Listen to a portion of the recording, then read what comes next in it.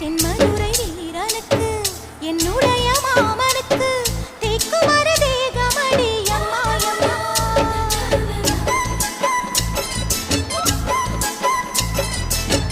மாமன் பெற்ற பெண்ணுனக்கு மையெழுதும் கண் எதுக்கு என்னை வந்து கொல்லுதடி அம்மா அம்மா.